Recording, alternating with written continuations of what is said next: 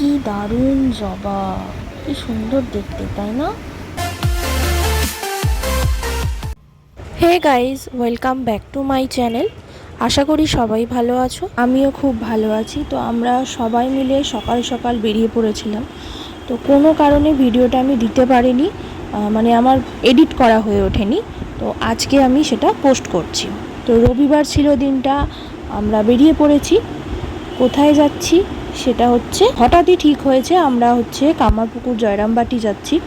তো অনেক দিন ধরেই ঠিক হয়েছিল, কিন্তু যাওয়া আর হয়ে ওঠেনি সময়ের কারণে। তো আজকে সেই সময়টা আমাদের হয়েছে, তাই একটা রাতের মধ্যেই ঠিক হয়ে গেল, সবই ঠিক হয়ে গেল, আমরা বেরিয়ে পড়লাম। তো বেশ ভালো লাগছে, ওয়েদারটাও বেশ ভালো ছিল, আর আকাশটা দেখতে তো আমার দারুণ লাগছে।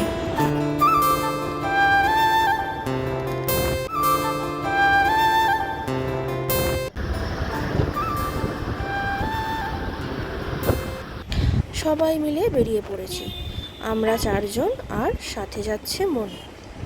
বাবা সামনে আছে, আর ওই যে ওই লম্বুটা কি দেখছিল কি জানি, তারপরে ওর মজা দেখলে আমার দারুণ হাসি পায়। মা দেখতে পাইনি বলে মাকে দেখাচ্ছে।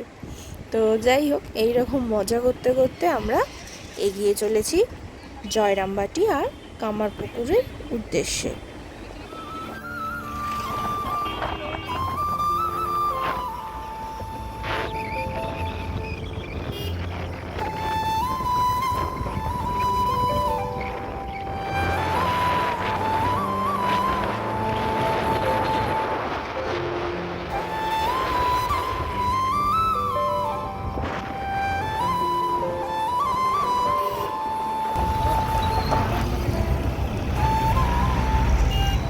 আমরা এসেই পড়েছি, আর মোটামুটি 10 থেকে 15 মিনিট সময় লাগবে যেতে।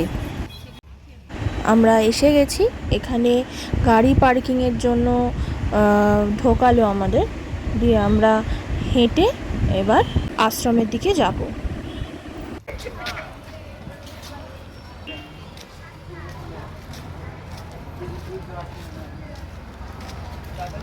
গাড়ি থেকে নেবে আমরা শ্রী শ্রী মাতৃ মন্দিরের দিকে, আগে সারদা মায়ের মন্দিরের দিকেই আমরা এগিয়ে চলেছি। তো পাশে দোকান অনেক দেখছি, অনেক মাটির কানের বিক্রি হচ্ছে, আরও অনেক কিছু রয়েছে। তো আমরা এখানে গোপলুর জামা কিনেছি, কানের কেনার টাইম পাইনি। তো যাই হোক, তারপর এখানে হলদে জবা দেখে মনটা ভরে গেল, দারুণ দেখতে, দারুণ। কিন্তু এখানে ফটো তোলা নিষেধ ছিল, সেজন্য সবটা ভিডিও করতে পারিনি, যতটা পেরেছি করতে পেরেছি। তো আমরা এখানে জুতো রেখে এবার যাচ্ছি, কিন্তু এতটাই রোদ ছিল যে কি বলবো। এই যে এখানে হচ্ছে পদ্ম, দারুণ লাগছে, আর সাথে প্রজাপতিদের আনাগোনা, এদিক ওদিক উড়ে উড়ে বসছে, ফুল ও ফুল, দারুণ দেখতে লাগছে, তাই একটু ক্যাপচার করে নিলাম। এখান থেকে আর ভিডিও করতে পারলাম না। যাই হোক, তারপরে আমরা এলাম বই কিনতে। তো ঢুকেই বেশ ভালো লাগলো, সব যেখানেই দেখি সব জায়গায় হচ্ছে বই আর বই। তো বাবা কিছু বই কিনলো, তারপরে এদিক ওদিক ঘুরে আমরা বেরিয়ে এলাম, কারণ আমরা ভোগ খাবো বলেই এসেছিলাম। টিকিট কাটা হয়ে গেছে, তো সেই কুপন দিয়েছে, তো আমরা এই কুপন নিয়ে লাইনে যাচ্ছি, দাঁড়াবো। এখানেও বেলুর মঠের মতনই নিয়ম, 11:30 থেকে ভোগ, তারপরেই মন্দির বন্ধ হয়ে যায়। তো আমরা লাইনে দাঁড়িয়ে পড়েছি, প্রচুর লাইন পড়ে গেছে, মেয়েদের আলাদা লাইন, ছেলেদের আলাদা লাইন। এখানে সিস্টেমটা বেশ ভালো। তো তারপরে চোখে পড়লো এই জবা গাছটা, কি সুন্দর ফুটে আছে, আর প্রজাপতিদের আনাগোনা তো আছেই, মানে মনটা পুরো ভরে গেল, দারুণ লাগছে, তাই আর চোখ ফেরাতে পারলাম না। লাইনে দাঁড়ানোর পর অ্যাট লাস্ট আমরা বসার সুযোগ পেলাম। প্রচুর ভিড় ছিল, তো একে একে সবাই আসছে, মানে একটা ব্যাচ হচ্ছে তারপরেই ঢোকাচ্ছে। তো যাই হোক, আমরা এবার বসে পড়েছি। তো এখনও আমাদের দেয়নি, কারণ পুরোটা ফুল হয়নি, সেজন্যই দেয়নি, আমাদের দেওয়া শুরু করেনি। তো এবার শুরু করবে ওরা। ভিডিও তুলতে দেয় না নাকি?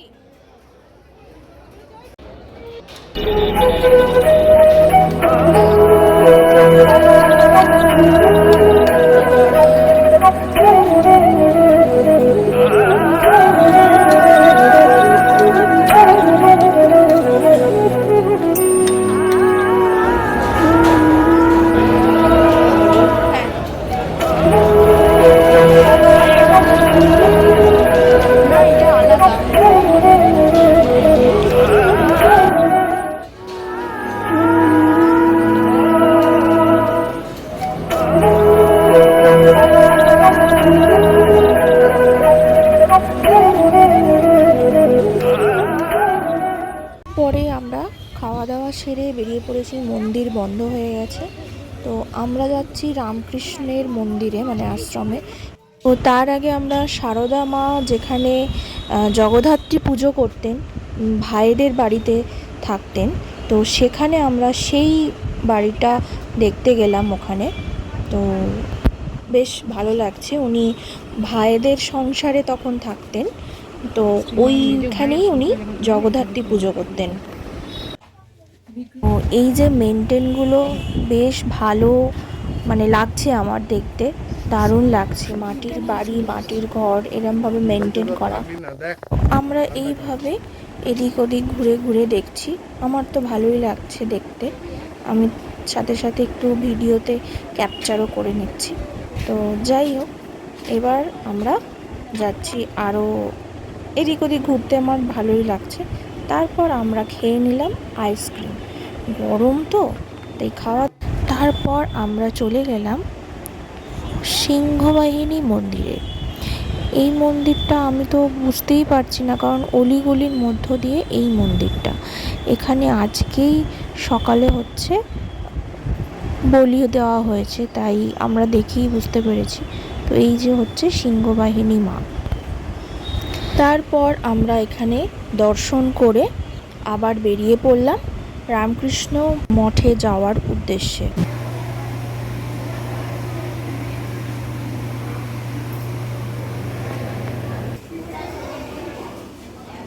ওখানে কত মাটি, আর এখানে হয়েছে বলি হয়েছে।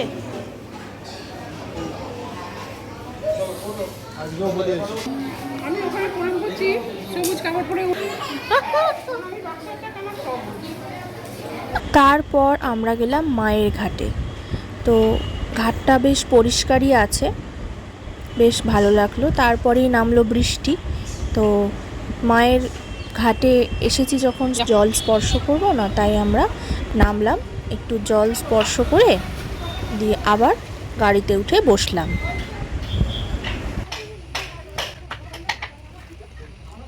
মনে হচ্ছে একটুখানি সাঁতার কেটে বাড়ি হয়ে যায়, তাই না? বেশ বড় পুকুর তো। তো এখানেও সেমই নিয়ম, রামকৃষ্ণ মঠে 4টের পরই মন্দির খোলা হবে, তাই আমরা ঢুকতে পারলাম না। তাই ওখানে বাবার পুকুর ঘাটেই এলাম জল স্পর্শ করব বলে। কিন্তু সেই সময় কিন্তু বেশ দেখতে ভালো লাগছে ওয়েদারটা, তাই ভিডিওতে ক্যাপচার করে নিলাম।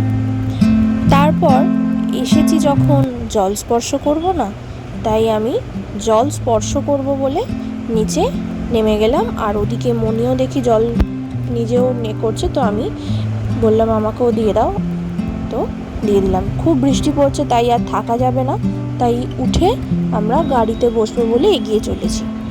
তারপর রাস্তায় যেতে যেতে বাবার তো জানি আমি কিনবেই, যেহেতু এখানকার সাদা বোঁদে বিখ্যাত। তো আমরা যাচ্ছি, এগিয়ে যাচ্ছি, দেখি মিষ্টির দোকানে বোঁদে দেখতে পেয়েছি। যেই দেখা তো নিতে তো হবেই। তো আমরা অল্প করে খাওয়ার জন্য অল্প করেই নিয়েছি, কারণ বেশি নেওয়া হয়নি। এরপরে আমরা গাড়িতে উঠে পড়েছি, বাড়ির দিকে আমরা যাচ্ছি এবার। তো বেশ ভালো কাটলো দিনটা, দারুণ লাগছে। আর সাথে বৃষ্টি নিয়ে আমরা বাড়ি ফিরছি। তো মোটামুটি বৃষ্টিটা একটু কমেছে, তাও একটু আধটু গায়ে না লাগার মতনই বৃষ্টি পড়ছে, বেশ ভালো লাগছে। বৃষ্টি পড়েছে সব জায়গাতেই, তো এই খোলা মাঠে এরকম জল জমা অবস্থা আছে, বেশ ভালো লাগছে। আর সাথে ফুরফুরে হাওয়া, মনটা ভরে গেল। আমরা এসে গেছি আমাদের ব্রিজে। তো নতুন ব্রিজে আমি উঠিনি, আজ পর্যন্ত হয়েছে আমি উঠিনি। সাথে এই জমা মেঘ, দারুণ দারুণ, আকাশটা জাস্ট দারুণ লাগছে। তো নতুন ব্রিজে উঠে আমরা যাচ্ছি, মানে মুখে বলে বোঝানো যাবে না, এত সুন্দর লাগছে দেখতে। তো আমরা এবার নতুন ব্রিজে, ওই দিকটা তারকেশ্বরে চলে গেল, আর এই দিকটা যাচ্ছে কলকাতার দিকে। তো আমরা ওই দিক দিয়েই আমরা যাচ্ছি, কারণ আমরা ওদিকে তারকেশ্বর তো যাবো না, তো আমরা এদিকে নেবে আমাদের বাড়ির রাস্তায় উঠে পড়বো। তো ভিডিওটা তোমাদের কেমন লেগেছে অবশ্যই কমেন্টে জানিও, সাথে লাইক শেয়ার কমেন্ট করতে ভুলো না। পাশে থেকো, সাথে থেকো। আবারও আসবো নেক্সট অন্য কোনো রকমের ভিডিও নিয়ে। তো টাটা।